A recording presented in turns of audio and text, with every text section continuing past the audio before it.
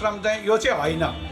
यो चाहिँ किन फरक छ भने चाहिँ यहाँ चाहिँ जसको घरमा त्यो वृद्ध भएको बुवा आमाहरूलाई एउटा रोगहरू लागेर स्पाइनल इन्जुरी, अब प्यारालाइसिस होइन, जो चाहिँ लामो समयसम्म ओछ्यानमा बसेर उहाँहरूलाई चाहिँ नर्सिङ केयरहरू चाहिने सेवा चाहिँ हस्पिटलबाट उपचार भएको र घरमा लामो समय उपचार गर्नुपर्ने बिरामीहरू चाहिँ घरकोले नर्सिङ केयर गर्न चाहिँ सम्भव नहुने त्यस्तो बुवा आमाहरू चाहिँ हामी कहाँ राखेर नर्सिङ सेवा दिने यो संस्थाको उद्देश्य हो।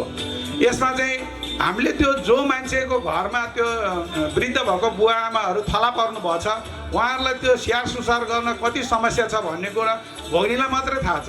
हामी भावनामा बगेर बाउ आमालाई हामीले बचुन्जेलसम्म हामीले पाल्नुपर्छ भन्ने कुरा हामी पनि त्यही संस्कारमा हुर्किएको, हामी पनि बाउ आमा पाल्नै पर्छ भन्छौँ।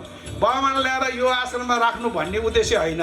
जसलाई आवश्यक पर्छ घरमा नर्सिङ स्याहार गर्दैन, सुत्दा ढाडमा घाउ भएको हुन्छ, मुखबाट खान सक्नुहुन्न, नाकमा पाइप लाएर खुवाउनुपर्छ, अक्सिजन लाएर राख्नुपर्छ, त्यस्तो घरमा कि हरेक घरमा डक्टर नर्स हुनु पर्यो, त्यही पनि 24 घन्टा एकजना मान्छेले घरमा स्याहार सुसार दिन सक्नुहुन्न। त्यस्तो किसिमको स्याहार सुसार चाहिँ गर्नुपर्ने अवस्थामा भयो भने यो केयर होमले चाहिँ त्यस्तो सेवा 24 आवर यहाँ नर्सिङ केयर गिभर तालिम लिएका बहिनीहरूले चाहिँ उहाँहरूलाई खुवाउने, लुगा धोइदिने, नुहाइदिने, नङ काटिदिने होइन, ढाडमा घाउ भयो भने ड्रेसिङ गरिदिने, हरेक 2-2 घन्टामा पोजिसन चेन्ज गरिदिने, त्यो नर्सिङ सेवा चाहिँ यहाँबाट उपलब्ध हुने हो। अलिकति यो बुझाइ चाहिँ फरक भयो कि जस्तो लाग्यो होइन। अघि हाम्रो पत्रकार महासङ्घको उपाध्यक्षज्यूले भन्नुभयो हामी कतातिर जाँदैछौँ, हामी जस्तो हामीले बाउ आमाले सिकाएको संस्कार छ त्यतै नै जाँदैछौँ। बाउ आमालाई सेवा गर्नुपर्छ, आफूले सम्भव भयो आफूले गर्ने हो, सम्भव नभएसम्म थला परेको बिरामीलाई हस्पिटल राखेर सम्भव हुँदैन र हस्पिटलले यस्तो सबै बुढाबुढीलाई भर्ना गरेर राख्ने हो भने हस्पिटलमा फेरि इमर्जेन्सी सेवा दिने मान्छेलाई ठाउँ पनि पुग्दैन। एउटा हस्पिटलबाट ट्रिटमेन्ट भइसकेको लामो समय नर्सिङ सेवा चाहिनेहरूलाई चाहिँ यस्तो केयर होमले चाहिँ उपचार गर्छ। यो चितवनमा नयाँ पनि भयो, अहिले काठमाडौँतिर 1500वटा यस्तो संस्था भइसकेको छ। र अर्को कुरा आयो यो संस्थामा चाहिँ पैसा तिर्ने हुने खाने मात्रै बस्ने भन्ने कुरा आउँदाखेरि चाहिँ हामी यो संस्थामा लागेर वृद्ध बुवामा स्याहार सुसार गरेर कुनै पैसा कमाएर नाफा कमाउने यो कल कारखाना राखेको उद्योग जस्तो होइन।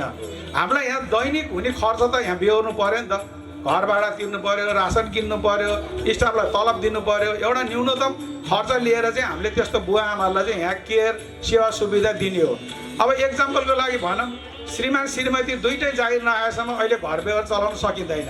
छोराबारी दुइटै अफिस गयो, नाता नातिना स्कुल जान्छन्, तर घरमा 80-90 वर्षको थला परेको बुवा आमा छ भने कसले स्याहार्ने? काम गर्ने मान्छे राखेर बुवालाई स्याहार सुसार गर्दा अब तालिम प्राप्त मान्छे नै नपाउने, उहाँलाई दिउँसो खाजा पकाएर खुवाउने मान्छे नै हुँदैन, जागिर छोडेर बसौँ फेरि घर खर्च चल्दैन।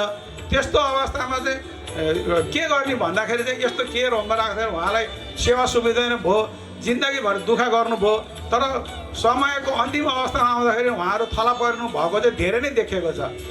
म चाहिँ स्वास्थ्य क्षेत्रमा 35 वर्ष काम गरेको हुनाले मैले त्यस्तो बुवा आमा घरमा गएर मैले सेवा पनि दिएको हुँदा धेरै बुवा आमा मैले बिजोग देखेको छु। एउटा कोठामा फ्यान लिने र बिहान बेलुका खाना दिने, उहाँहरूलाई चाहिँ स्याहार ढाडमा घाउ हुने होइन, कुजो हुने, त्यस्तो चाहिँ मैले धेरै देखेको भएर हाम्रो हस्पिटलमा सबै स्टाफहरूले चाहिँ अब हामीले रिटायर भएपछि के गर्ने भन्ने एउटा कन्सेप्ट त्यति बेला आएको हुनाले हामीले यो कन्सेप्ट चाहिँ त्यति बेला निस्केको हो। यो सुरुवात चाहिँ हामी यो स्वास्थ्य क्षेत्रमा लागेको हुनाले बढी यस्तो सुरुवात गरौँ, सकुन्जेल हामी सेवा दिउँ। भोलि आफू पनि नसक्ने भएको अवस्थामा फेरि संस्था भएपछि त यो त जेनेरेसन चेन्ज भइरहने हुनाले फेरि हामीलाई पनि अरूले सेवा दिन्छ। त्यो कन्सेप्टले मात्रै हामीले यो संस्था खोल्नुको उद्देश्य चाहिँ त्यो हो। यो कुनै नाफामूलक संस्था पनि होइन र यो फ्री गर्ने संस्था पनि होइन, यो दुइटैमा पर्दैन। फेरि किन यो पैसा लिएर किन गर्ने? पहिला यहाँको खर्च त हामीले फेरि प्राइभेट सेक्टर भएको हुनाले यहाँ सरकारको कुनै अनुदान आउँदैन, त्यो भएको संस्था चल्नलाई त रनिङ पैसाको त आवश्यक पर्यो। त्यतिको लागि चाहिँ यो पैसा तिरेरै बस्ने संस्था हो। यहाँबाट लिने सेवाहरू चाहिँ सम्भव भएसम्म घरमै राखेर उपचार गर्नुपर्छ बाबुआमालाई। जसले सेवा घरमा सम्भव हुँदैन त्यस्तोलाई चाहिँ हामी सेवा दिने हो। र अलिकति हामी अगाडिपट्टि फर्किने आज सबै बुवाहरू 80-90 वर्षको बुवाहरू हुनुहुन्छ, मलाई भन्दा उहाँ ज्ञाता हुनुहुन्छ, आजको प्रमुख अतिथि मेरो पनि गुरुबा, मलाई नि पढाउनु भएको। मैले एउटा उसमा खोज्दाखेरि चाहिँ मैले के पाथेँ भने हाम्रो पहिला पुर्खा पराको र अब पहिला भगवान्को पालादेखि भनौँ न अझ भन्दा त्यति बेला नि हाम्रो जीवनलाई चाहिँ 4 भाग लगाएको रहेछ कि त्यो अहिले आएर हामीले चाहिँ अलिक बिर्सेको हो कि जस्तो लाग्यो। जीवनको 4 भाग 4 चरण चाहिँ कसरी लागेको रहेछ भने ब्रह्मचार्य भनेको चाहिँ विद्यार्थी जीवन जुन चाहिँ कि जन्मेदेखि 25 वर्षसम्म त्यो चाहिँ पढ्ने लेख्ने आफ्नो एउटा क्वालिफिकेसनको लागि त्यसरी छुट्याएको रहेछ होइन। अर्को गृहस्थ आश्रम भनेको जीवन चलाउने त्यो चाहिँ 25 देखि 50 वर्षसम्म बिहा वर्तमान गर्यो घर गृहस्थीको लागि चाहिँ त्यो समय छुट्याएको रहेछ पहिला पनि। अनि वानप्रस्थ भनेको 50 देखि 75 वर्षसम्मको उमेर चाहिँ वानप्रस्थ भनेर छुट्याएको रहेछ। त्यसमा चाहिँ आफ्नो निजी स्वार्थहरू छोडेर सामाजिक कार्यहरू गर्ने, समाजमा आफूले सिकेको अनुभवबाट उहाँहरूलाई चाहिँ के सेवा दिन सकिन्छ भनेर सामाजिक कार्य गर्ने रहेछ। अनि लास्टमा आएपछि सन्यास आश्रम भनेको चाहिँ 75 वर्षभन्दा माथि चाहिँ पहिला राजा महाराजाहरू वनवास जाने उतै आफ्नो बाँकी जीवन बिताउने भन्ने रहेछ होइन। त्यो चाहिँ सबै सांसारिक माया मोह त्यागेर जङ्गल जाने चलन रहेछ के पहिला बुवाहरूलाई कति संस्कृति पढ्ने बुवाहरूलाई थाहा होला। तर यो 21औं शताब्दी जङ्गल जाने त ठाउँ छैन होइन। त्यो एजको कारणले पनि त अब यो जङ्गल जाने आश्रम भनेको 75 वर्ष पुगेपछि काम गर्न नसक्ने, सामाजिक कार्य गर्न नसक्ने, रोगले च्याप्ने त्यस्तो बेलामा चाहिँ 21औं शताब्दीमा आएर यो वनप्रस्थ भनेको चाहिँ यस्तै आश्रमहरू रहेछ जस्तो लाग्यो मलाई। यो उमेरको बाँडफाँड गर्दाखेरि चाहिँ पहिला पनि हाम्रो वेद ग्रन्थहरूमा यसरी छुट्याएको रहेछ। 4 वर्ण चाहिँ जीवनलाई 4वटा भागमा छुट्याएको रहेछ। र अहिले आएर हामी जङ्गलमै बस्ने अब आश्रम कुटी बनाएर बस्ने चलन त छैन। त्यही भएर अहिले यस्तो चाहिँ आश्रमहरू देवघरको आश्रम भयो, अब यस्तो प्राइभेट सेक्टरले पनि खुल्यो होइन। यस्तो आश्रमहरू चाहिँ सायद त्यही उद्देश्यले खुलेको जस्तो लाग्यो मलाई। र अर्को कुरो हामीले यसरी यो आश्रम सञ्चालन गर्नुको उद्देश्य चाहिँ एउटा उद्देश्य चाहिँ त्यो पनि। अर्को कुरो फेरि के रहेछ भने हामी कहाँ यहाँ दिने सेवा चाहिँ विभिन्न सेवा चाहिँ डे केयर सेन्टर भन्ने छ। अब हामी सबै आफ्नो काममा बिजी हुन्छौँ, बुढाबुढी भइसकेपछि एक्लो हुँदो रहेछ, कोसँग गफ गर्ने, कोसँग कुरा गर्ने, भोलि साथीहरू भेटघाट गर्न पनि आफू हिँडेर टाढा जान नसक्ने।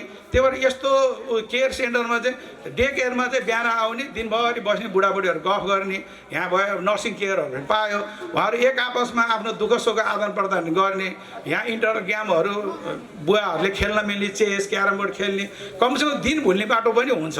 यो चाहिँ एउटा हाम्रो अब मन्टेसोरी भनेको जस्तै हाम्रो ओल्डेसोरी भनेको जस्तै वृद्धहरूको चाहिँ यो अन्तिम अवस्थाको स्कुलै भनेर सम्झौँ न। यहाँ एक आपसको दुःख सुख आदान प्रदान दिन भुलाउने बाटो पनि हो यो संस्था चाहिँ है। यति भन्दै अब हामीले गर्ने काम त धेरै छ। यो सुरुवातको चरण हो, यसमा चाहिँ धेरै समस्या च्यालेन्जहरू आउँछ। अब हामीले निःशुल्क गर्न सक्ने सम्भव चाहिँ यसमा चाहिँ छैन। हामीले चाहिँ यहाँ लाग्ने दैनिक खर्चहरू चाहिँ हामीले निकालेर चाहिँ हामीले सेवा दिने प्रयत्न गरेका छौँ। कति हामीले दिन सक्छौँ त्यो त भोलिको दिनमा देखाउँला होइन, हाम्रो उद्देश्य कति पुरा हुन्छ। र यो एउटा सेवाको भावना र आज